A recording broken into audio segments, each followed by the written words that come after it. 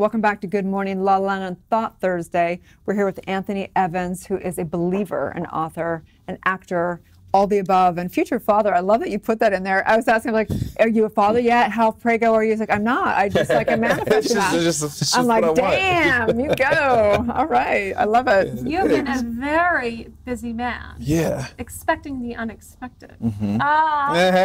Tell us about your new book, Unexpected Places. It's called Unexpected Places. It's a book about how a lot of times God uses very unexpected things. Basically, when you choose courage over comfort and faith over fear, you always walk into a life, something beautiful. Basically, something beautiful unfolds in your life when you choose courage over comfort and faith over fear. Sorry, it's early. My mind is getting late.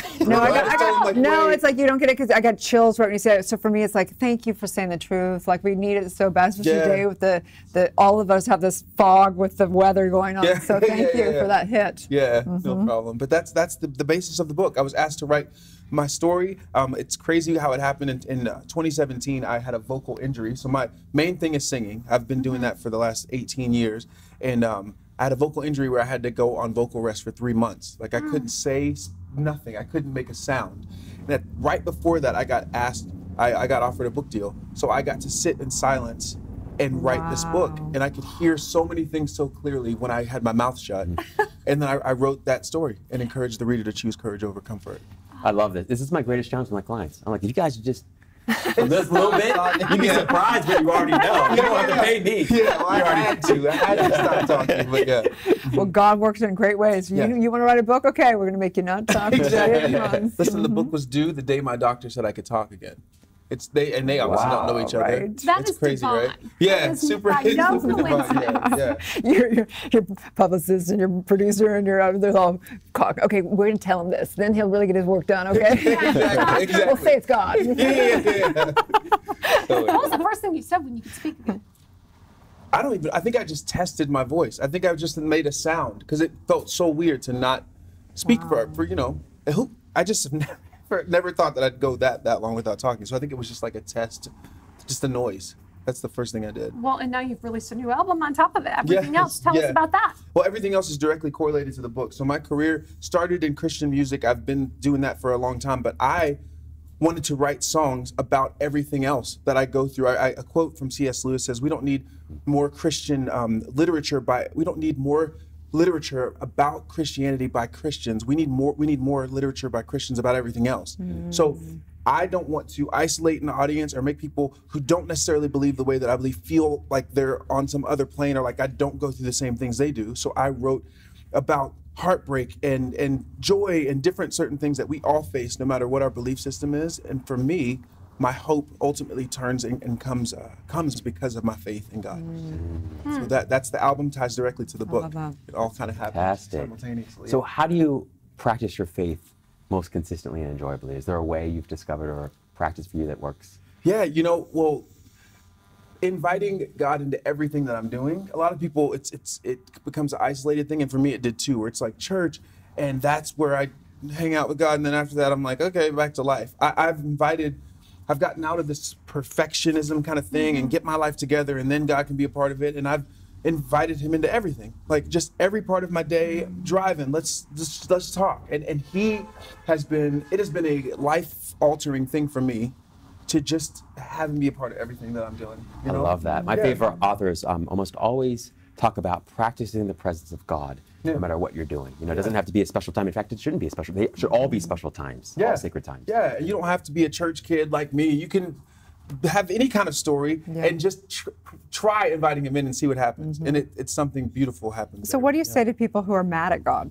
They're pissed at life and at God. Listen, I have had that. I'm like, invite him into that.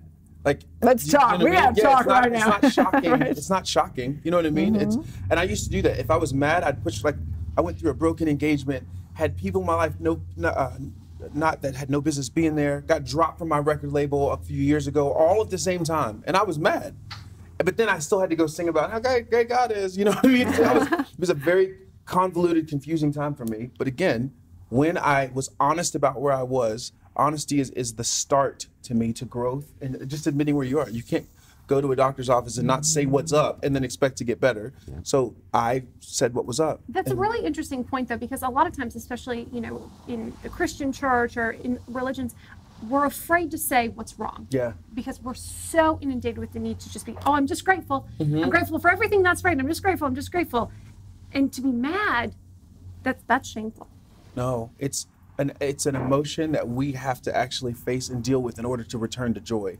You have to face and deal with that. So in addition to me expressing myself to God and all that stuff, I've been in counseling for years, and I've let my emotions run their course, and then you return to a true sense of joy when you let those emotions run their course, as opposed to doing the whole I'm going to cover this up. That's detrimental. It's like trying to walk without a limp when you know you have a sprained ankle. But both you and Rob are exceptional examples of men who are embracing that emotion and walking through that. I know, how lucky are we? We're hanging out with like the most conscious men in town. We owe them both checks, bro. Yeah, the men in your life who have walked in your tribe and who have helped you and held you accountable in that.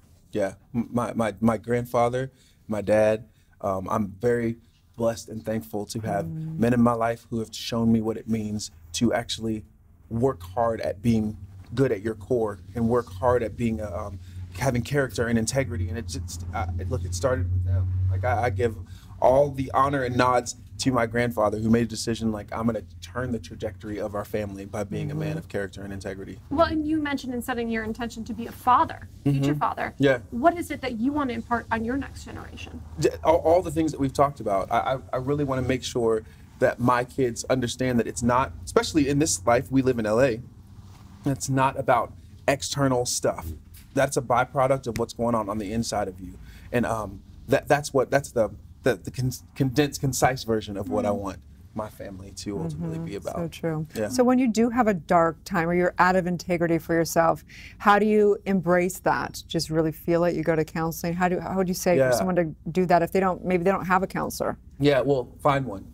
They're everywhere. Yes, there's every price point for. I know some people are like, I can't afford that. I'm like, yeah, you can. If you look at it, there's sliding scales and all this stuff. But I have found. And I just want to add, and try to find one that is at peace and happy. It's critical. Yeah, it's absolutely critical. They say licensed therapist does not mean. Yeah, and just because we know the right words doesn't mean we're doing and being the right things. Yes. And it's ultimately what you are that teaches, and not what you say that teaches. 100%. Yeah. So I've engaged with a counselor here in town. I actually saw her on a TV show and waited for the credits to roll so I could see her name. And I just sent her an email, and she vetted me to make sure this guy doesn't want to autograph for me. You know? And I've been with her 2.5 years, and I admit where I am and go talk to her, and she's made herself really accessible to me, and it's changed my life. It really has changed my life, where I'm at peace. I don't sit stirred up. You know those scenarios where we put on the face and everything, but on the inside you're stirred up? Oh, that's me pretty much every day. I'll be honest. I'll text you her name. I'm just kidding. My mom is very grateful. Yeah, so I'm at peace internally, which is ultimately what matters. In our industry and in general, in American culture, we are trained to define success in a way that's not the actual definition of it, because at the end of making a bunch of money and everybody knowing your name, you cannot go write a check for peace. So my definition of success is, am I at peace on the inside? I love doing what I'm called to do and what I'm good at. I got to be 20. I know. Maybe we need another host. Maybe we'll have 4 hosts. Okay, perfect. So what's next for you? What is next? We're obviously promoting this book, promoting this album. I'm in the studio now cutting another album. So this year will be a book and 2 albums. So there's quite a bit of that. Wow. I have a trip. My last event of this year, my last show of this year is in Paris in a couple weeks. We do a live Christmas album. We released. Should have never told her that. I'm so you want to go to Paris? I will be living vicariously through your Instagram. Okay, so I'm going to ask what the audience wants to know What right y'all now. wanna know? They want to know where are you dating? Where were they, like, if they're single and Where can they're they out find there, you? would they be like a certain app, or would they be like, how would they find I'm you? definitely not on any app. They'd go to your church, hang out No, with you? because I consider that. I don't know why. Well, because I work at Yeah, it's church not a lot. good. Yeah, so I'm like, no thanks. Yeah. I mean, it's an organic situation. It's So you like, got to where hang am I out in gonna- LA, and if the universe is God's supposed to put you together, it's supposed to put you together. Yes, Yeah. that'll That's work. interesting, though, as a modern man dating in Los Angeles. What's that experience been like for you? You know, I haven't a lot because I've had some chill moments, but dating and working and all that stuff, it's not.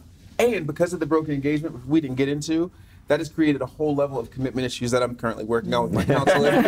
She's earning her pay, huh? Because I have a thing where there's a wall that comes up, and I just kind of shut it down and start working harder, you know? Yeah. It's probably by divine design, because right now you're supposed to be so focused on your career that you wouldn't have the time you needed to focus on a relationship. It's just like when they took away Jazz your voice is to write the book. learning. Jazz is our next minister. She's going to open her own center too. Yes. Aaron just put that in the universe. I don't know. We'll see. So great. So inspired. Thank you. Very, Thank very you. inspired. Incredible human being. Tell everyone Yeah. where they can find and follow you, get your book, hear your new album. You can find and follow me on all social media platforms at Anthony Evans Jr. It's at Anthony Evans Jr. Check them out. Amazing. Wonderful. Stay tuned. Thank you. We'll be right back.